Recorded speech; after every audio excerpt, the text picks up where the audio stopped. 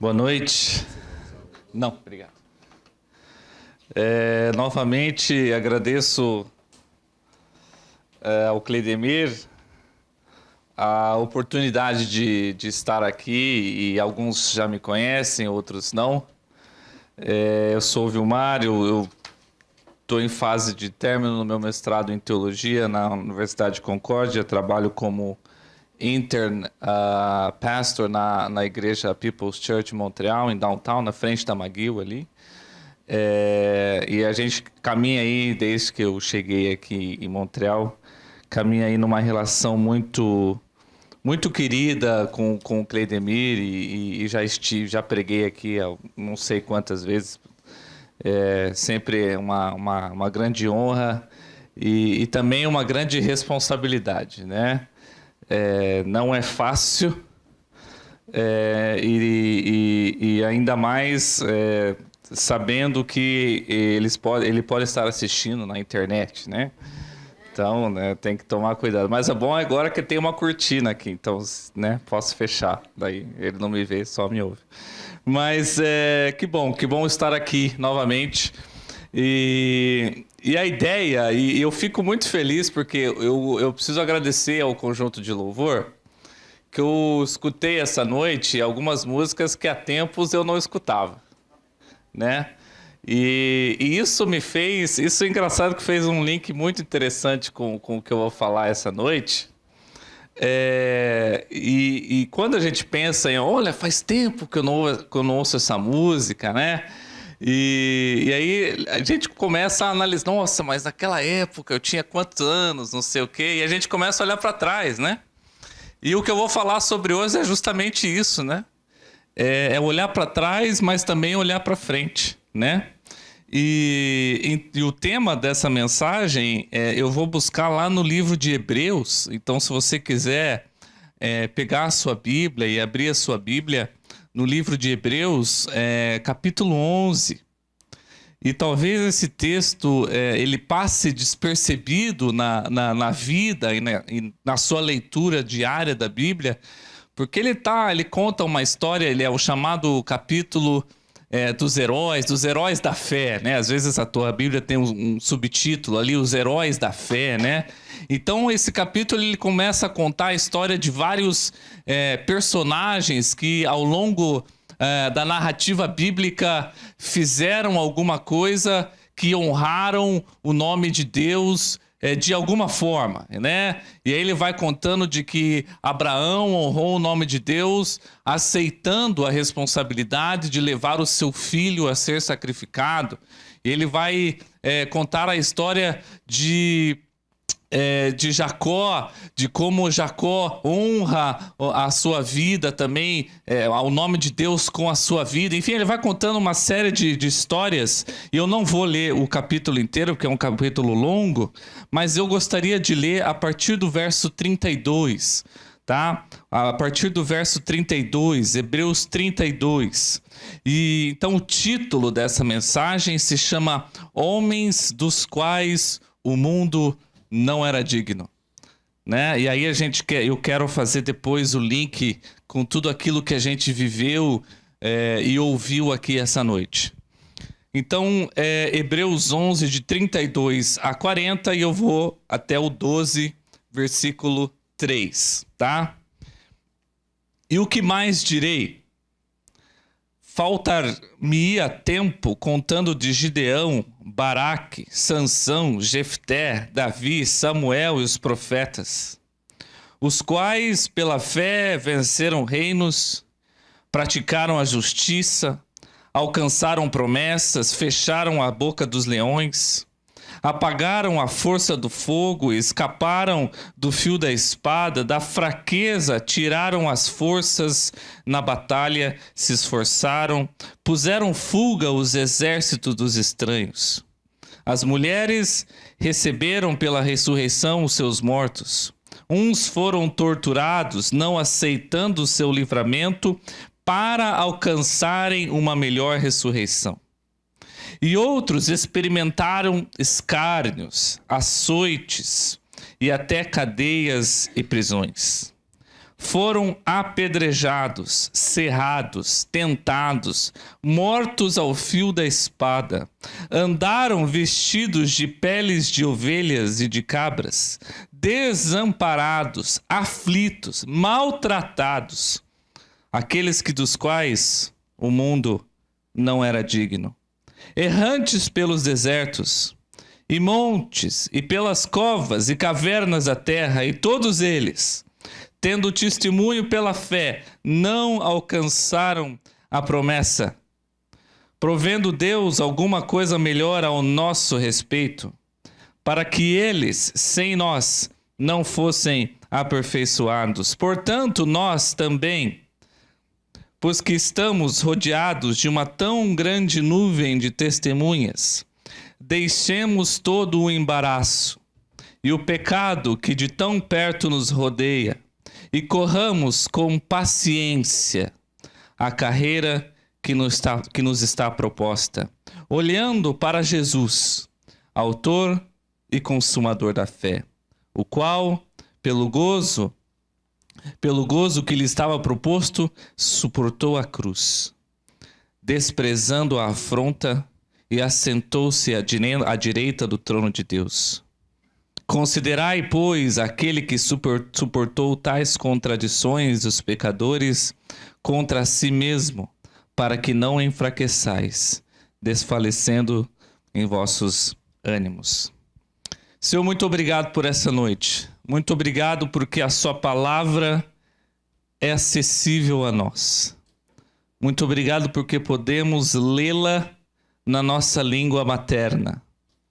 Muito obrigado porque o Senhor, através da história humana, se revelou aos homens e um dia nos encontrou. Abra a nossa mente, abra o nosso coração. Estamos abertos à sua vontade. Amém.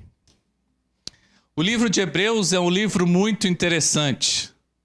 Se a gente começar a estudar o livro de Hebreus, a gente vai ver que o livro de Hebreus, ele não tem um autor definido. Não se sabe quem escreveu o livro de Hebreus.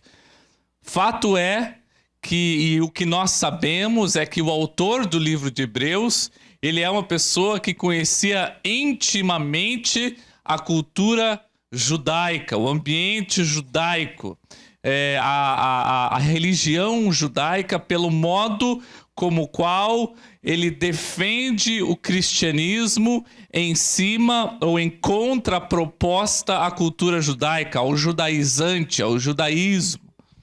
E é engraçado que tem alguns comentaristas que falam que o livro de Hebreu pode até ter sido escrito por uma mulher, porque como era uma sociedade onde a mulher realmente tinha uma posição inferior naquele tempo, não aceitaria, então, que uma mulher assinasse essas instruções, esse livro.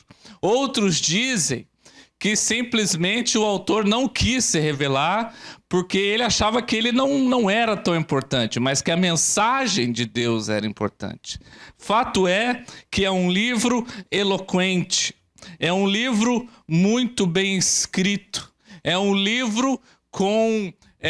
você imagina uma pessoa com uma boa oratória falando o livro de Hebreus.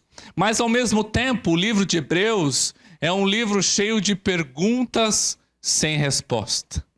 Se você for analisar a carta de Hebreus, ou a carta aos Hebreus, vai ver certos tópicos que... Tá, mas o que ele quis dizer com isso? Melquisedeque, né? Jesus e Melquisedeque, essa comparação, Melquisedeque realmente existiu ou não existiu? Então são perguntas que ao longo da história do estudo bíblico a gente às vezes fica sem entender ou sem ter uma resposta definida. Mas a principal obra-prima desse livro, a principal característica desse livro é apresentar a pessoa de Cristo. Sendo Cristo o Filho de Deus, sendo Cristo superior aos profetas, sendo Cristo a máxima expressão da deidade, sendo Cristo a representação de um Deus homem. A representação de um Deus homem e sagrado. A representação de Cristo como sumo sacerdote. E através do livro de Hebreus, vemos que Cristo muda todos os paradigmas da sua sociedade, do seu tempo. Cristo muda o conceito de adoração. Como citado nessa noite, Cristo fala que a adoração não é feita pelo sacrifício do cordeiro mais.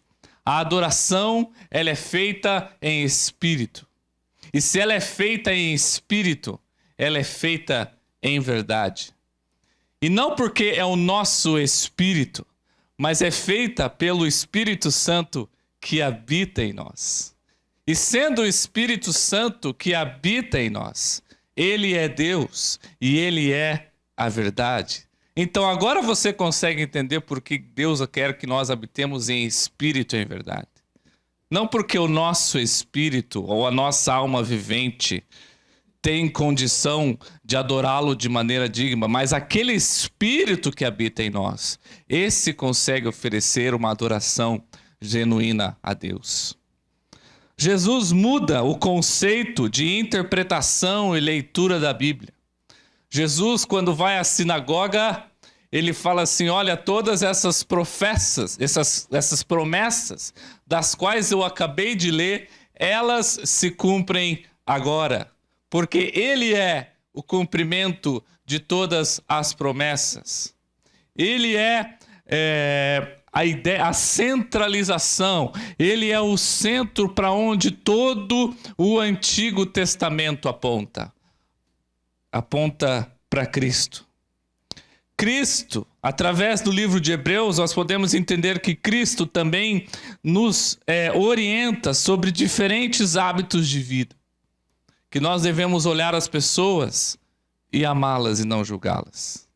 Que nós devemos olhar as pessoas amando como nós amamos a nós mesmos. Cristo também nos ensina a viver em sociedade. E João fala isso nas suas cartas, que olha, não adianta nada você se dizer filho de Deus se você não ama o próximo. Como identificar o filho de Deus? Mostrando e evidenciando amor. Então o autor do livro, ele se interessa pelos cristãos que ainda estão naquela época e que ainda estavam influenciados por um certo legalismo religioso, por uma certa forma de liturgia. Será que devo ser circuncidado? Será que devo ainda sacrificar o cordeiro? Será que ainda devo guardar o sábado? Então eram perguntas que os novos convertidos na época lidavam. E não tinha isso aqui, não existia isso. Não existia Bíblia ainda para eles. Tanto é que, só para a gente ter uma ideia de cronologia, em termos de documentos, as cartas de Paulo, elas surgiram antes mesmo dos evangelhos. Então a doutrina cristã era ainda muito, posso dizer até, mal difundida em termos textuais. Ela era apenas difundida em termos orais, né? As pessoas iam passando as tradições, a tradição era muito oral. Então o livro ele vem responder a essa demanda. Há uma demanda de como viver a nossa fé, como viver a minha fé. E aí no livro de Hebreus, Jesus, ou o autor do livro de Hebreus, ele relata que Jesus chama aos cristãos para adorá-lo. E Cristo, ele é a própria garantia para uma nova aliança. Não mais uma aliança de Moisés, não mais uma aliança da lei, mas uma aliança espiritual, uma aliança do Filho, uma aliança do próprio Deus. Ele nos liga inseparavelmente ao Deus da graça. O que temos feito, então, para entender quais são as perspectivas e os valores morais e éticos e até legais que nos rodeiam?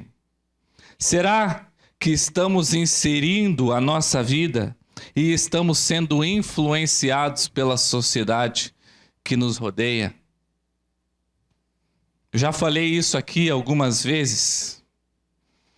Por ser um país secular, os valores cristãos da pós-modernidade, existe um conceito na pós-modernidade que se chama fluidez. Tudo é fluido, não existe uma verdade absoluta, tudo é relativo. O que é verdade para mim não é verdade para você, e assim o certo é que nós nos respeitamos, mas o que a Bíblia nos ensina é que Deus não é relativo, Deus é um ser absoluto. A sua palavra é algo absoluto, a sua verdade é algo absoluto.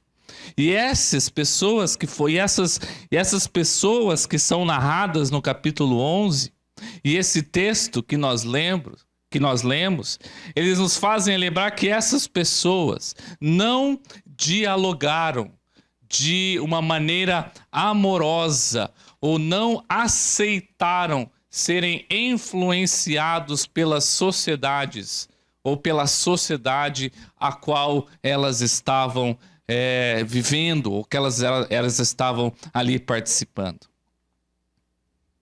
A pergunta que fica, iniciando essa segunda parte, é: será que nós somos dignos desse mundo? Assim como o texto conta aquela história daqueles heróis perguntando homens dos quais o mundo não era digno, eu faço uma pergunta um pouco, faço um exemplo até um pouco herético, porque eu sei que isso não é um pouco herético, porque eu sei que isso não vai acontecer, mas será que um dia, se esse capítulo ele for reescrito, e meu nome for inserido nesse capítulo 11 de Hebreus, ou o seu nome for inserido no capítulo 11 de Hebreus, será que o meu nome estará lá? Como homem do qual o mundo não era digno? Será que o seu nome estará lá? Como homens e mulheres dos quais o mundo não era digno? O que estará escrito na sua lápide? Essa é a grande pergunta. O que estará escrito na sua lápide? O que nós lembramos? Lembramos dos heróis? Lembramos de nós mesmos? Lembramos da nossa igreja, da nossa comunidade de fé? E essa expressão de ser digno é uma expressão tipicamente judaica. Tipicamente judaica. A gente encontra duas palavrinhas na história bíblica que tem a ver com dignidade. A primeira, ela é encontrada em Êxodo 12, versículo 6. Ela é do hebraico malchita. E o comentarista, ele diz que Israel possuía 4 principais mandamentos dos quais o mundo não era digno. E a ideia é que, olha, não interessa o que você faça, o mundo não é digno disso. Por quê? Porque Deus, ele é um ser santo. E nós não temos condição de nos aproximá-lo sem que nós nos transformemos ou sem que nós nos santifiquemos. A segunda expressão é o Sanedrim, que é uma expressão que referenciava a Suprema Corte do povo judeu, e diz que somente um homem que habitaria nessa terra era digno da Shekinah, da glória de Deus, mas que todo o mundo não era digno de tal coisa. O fato de que homens e mulheres que foram maltratados, desprezados, e quando a gente fala em maltratados e desprezados, nós estamos falando da nossa interpretação. Esse homem sofreu uma injustiça, isso de acordo com a nossa visão. Até mesmo a visão da época. E alguns falavam assim, olha, não, mas eles tiveram o que mereciam. E quantas vezes nós somos assim? Nós achamos que uma pessoa, por ter matado outra pessoa, merece a morte. Porque nós não entendemos o valor da vida, porque nós não criamos a vida. E essa aqui é a grande verdade. Porque vivemos numa sociedade, ainda até posso dizer, de um conceito medieval, onde aqui se faz, aqui se paga. Bateu, levou. E às vezes somos assim. E o mundo que os levou e que os identificou como malfeitores da sociedade, esses que não negociavam valores, foram maltratados. Tiveram o que mereciam, mas o autor do livro disse que não. Que esses homens não eram dignos do mundo. Ao condenar esses homens, o mundo condenou-se a si mesmo. Nesse trecho que eu li, o autor menciona especificamente 4 juízes: Gideão, Baraque, Sansão, Jefté. Um rei, Davi. Um profeta, Davi, Samuel. E outros profetas, como exemplos de fé. Então, eles descrevem o que foi realizado por tal fé nas esferas política e militar. O que eles fizeram, o que eles não fizeram, e principalmente Daniel, que fechou a boca dos leões. A realização suprema da fé é a vitória sobre a morte na ressurreição. Outros da história, ao defender a fé cristã, suportaram tortura, não aceitando o resgate da sua prisão, para que assim obtivessem uma ressurreição superior. Porque entendiam, assim como Paulo diz, que o viver para mim é Cristo e o morrer para mim é lucro. Eles entenderam. Imagens de perseguição e encarceramento são colocadas e alistadas para os leitores de Hebreu, para que eles possam entender a perseguição que os seus contemporâneos estavam passando. Não ache que a perseguição aos cristãos é uma coisa moderna, pois não é. Ao longo da história humana, em toda e qualquer geração, os crentes verdadeiros sempre foram perseguidos e sempre serão perseguidos. Hoje temos internet, hoje temos televisão, hoje sabemos as coisas que acontecem. Naquela época não saberíamos, não tínhamos como saber, mas acontecia. Quantos relatos daqueles que foram simplesmente no Coliseu Romano, quando você vai a Roma, eu nunca fui a Roma, minha esposa foi, mas aquela imponência da arquitetura romana foi feita para que cristãos fossem sacrificados, para que cristãos fossem mortos, para que pessoas fossem comidas vivas. Do ponto de vista dos homens, essas pessoas, os heróis da fé, eram pessoas desprezíveis. Eram pessoas que não mereciam estar na sociedade porque não dialogavam, porque não abriam mão dos seus valores, porque não compactuavam com os valores morais do seu tempo, porque alertavam que existia um ser santo que não combinava com o pecado. Eram desprezíveis, foram presos, torturados, mortos, mas Deus os via de modo totalmente diferente e disse que o mundo não era digno deles.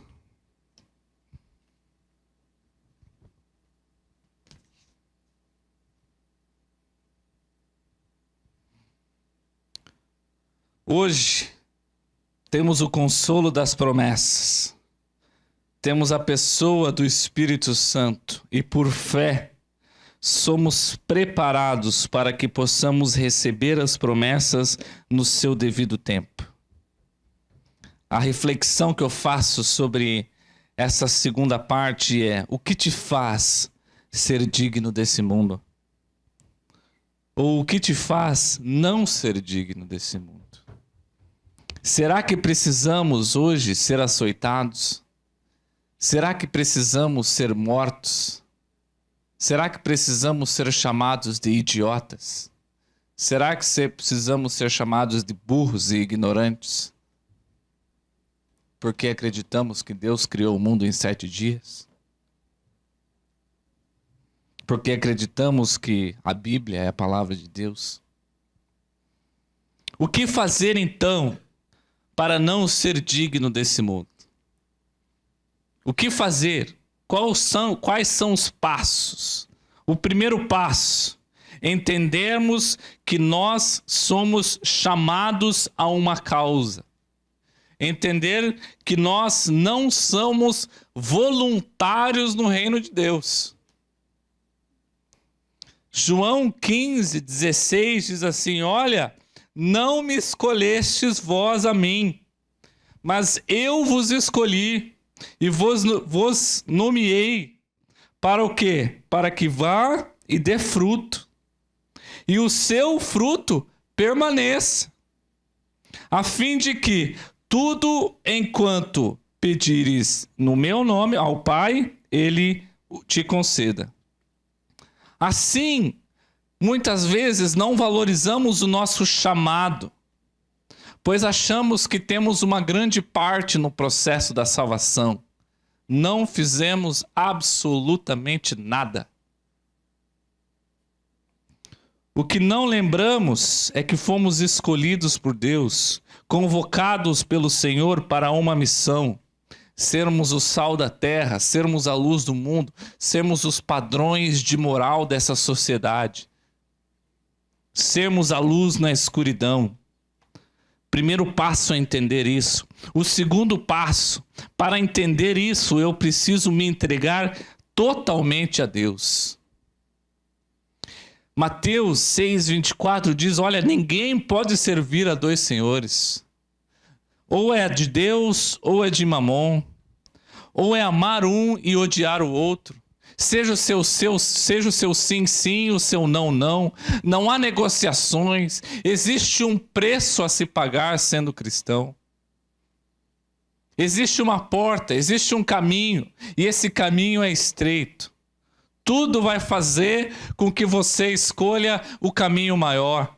Tudo vai fazer com que você pegue o mais fácil. Vamos fazer o mais fácil.